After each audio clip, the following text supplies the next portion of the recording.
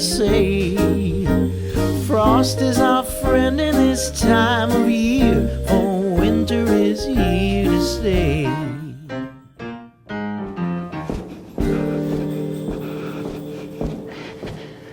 Oh, gee.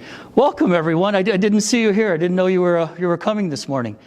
Welcome to part of my house, Lost Marsh Golf Course Clubhouse. I'd like to thank you for coming out, and I'd like to welcome you to stick around as I'm going to read a few stories here in a few minutes, and hopefully you'll get to enjoy them. And this being the year of the coronavirus, I think Santa's going to be happy to take his mask off one day and be able to enjoy the season with you.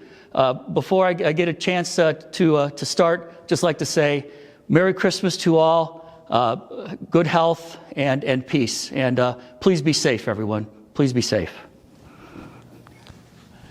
Silver Spurs, Santa's smallest elf.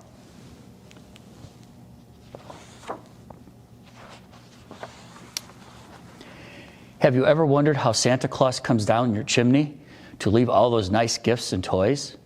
Well, wonder no more, but gather around, for I have a story to tell.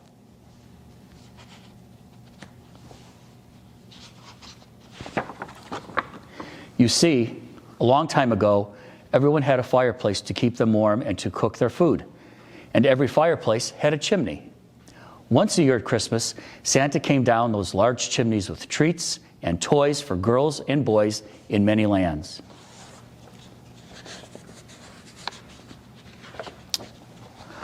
But then came a change in the times when most people built their homes without fireplaces and large chimneys.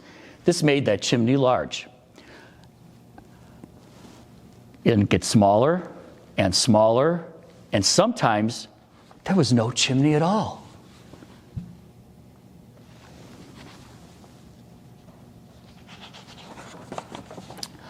Now, this made Santa very worried and sad.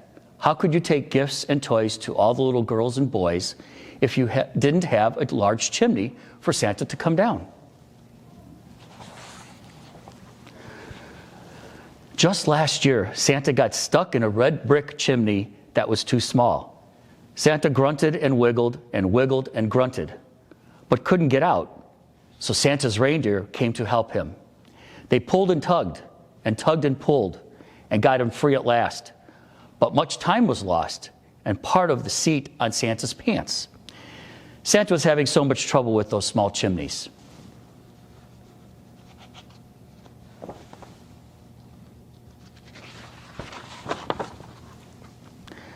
Everyone knows that Santa has reindeer, and everyone knows that Santa has elves. But not everyone knows that this biggest problem of Santa's was solved by the smallest elf, Silver Spurs. Silver Spurs was so small that when the mama doll didn't say, "Mama, Mama," after it was all put together, he could slip in between the seams and fix it. But Santa's other elves did their job so well, Silver Spurs had little to do.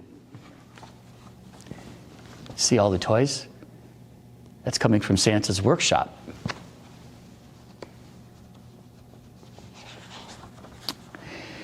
The older elves wouldn't let Silver Spurs help them make toys. They thought he was too small and would only get in their way. Sometimes Silver Spurs would look at the toys the elves made and try to find something wrong, and he couldn't. This made the other elves laugh with glee. Then again, he would amuse the other elves by flying very fast in a tight circle, giving the impression of a bright flying saucer.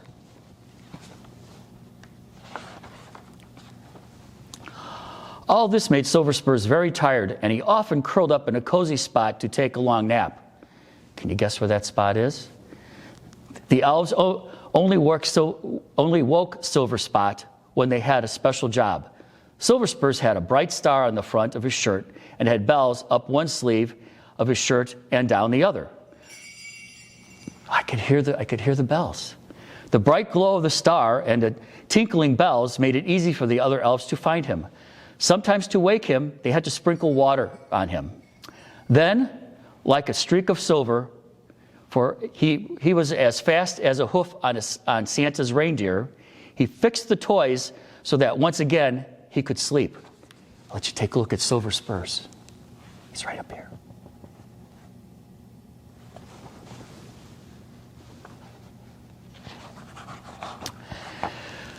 Silver Spurs was also one of Santa's smartest elves. He seemed to learn as he slept. Even as people went from fireplaces with large chimneys to cook stoves and furnaces, Santa and his elves went from mama dolls to dancing dolls, from cast iron wagons to cars with sealed-in motors. It's always made Silver Spurs very happy when he could help Santa and the other elves.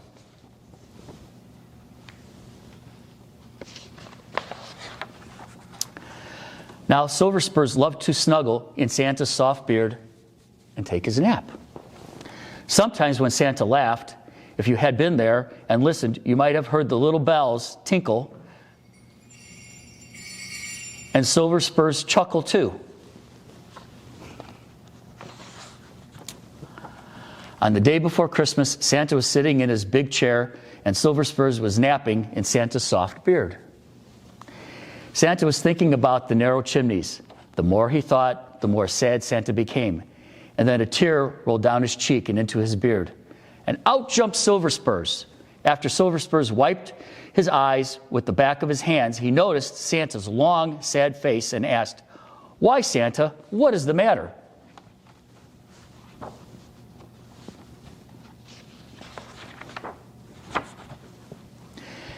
Santa brushed another tear from his eye and said sadly, "You remember last year when some of the children got their toys late and one little girl didn't have her sewing kit because I needed it to mend my pants? I don't know what we're going to do about those narrow chimneys."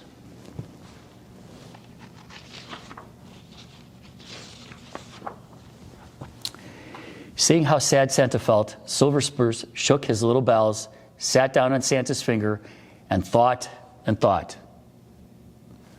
Then, with a twinkle in his eye, he jumped up and cried, "Santa, I have the answer. Why not take me along to slip down those skinny chimneys or flip through the keyholes in the doors? Then I could open the door and let you in."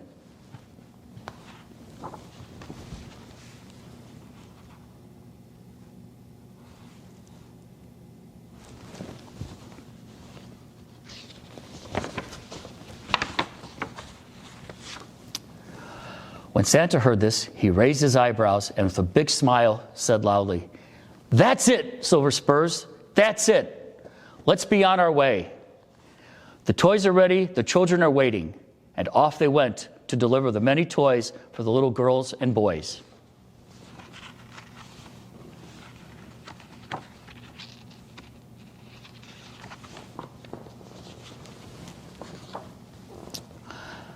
So, if you live in a house without a large chimney, or with no chimney at all, and have wondered how Santa got into your living room on Christmas Eve, you've got to know that Silver Spurs, the smallest of the elves, was there.